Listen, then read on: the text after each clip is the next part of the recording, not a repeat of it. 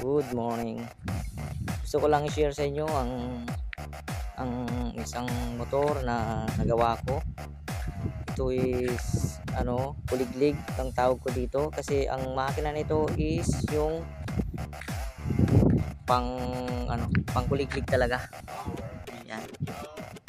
Gusto ko lang i-share kung gusto ninyong makakuha ng idea kung how to build like this. Ito po is pang malayuan po.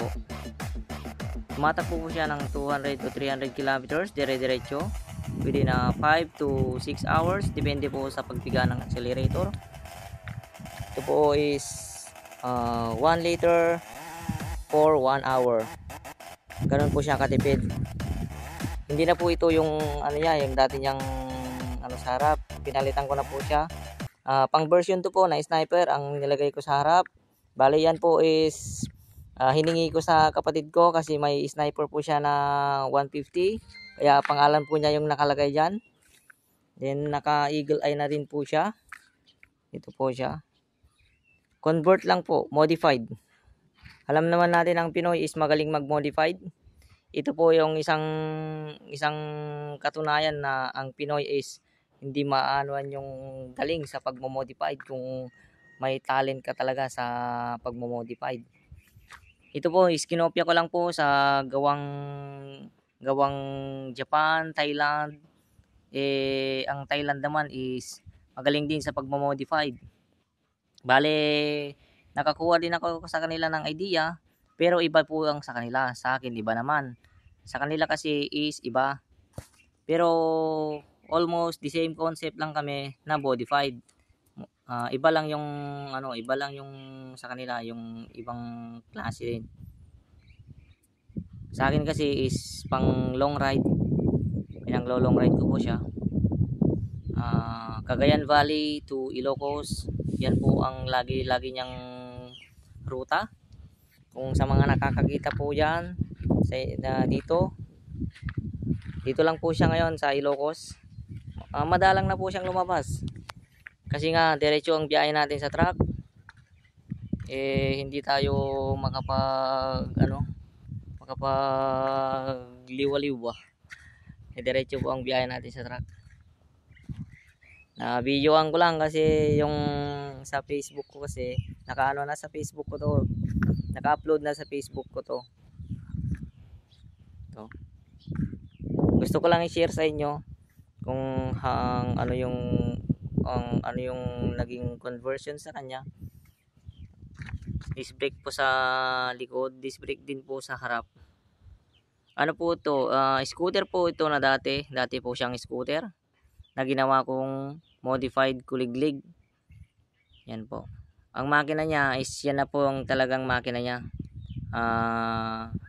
Wala na po yung dating engine kasi walang mabiling pyesa.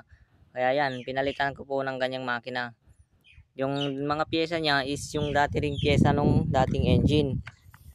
So, nagdagdag lang po ako. Nagtanggal. Ito po siya. Ito po yung playable. Ito po yung pulley niya.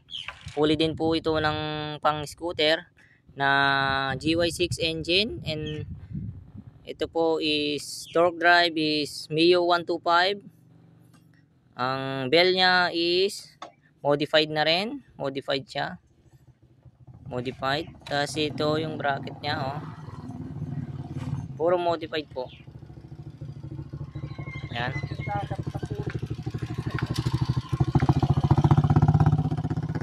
Yan. Puro modified. Yan si kuya.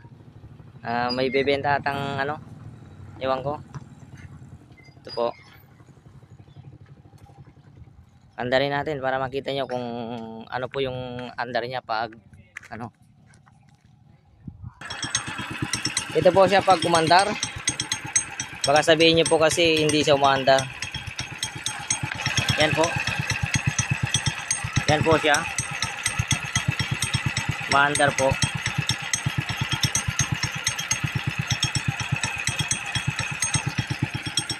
Mabilis po yan pag talagang nakaano siya.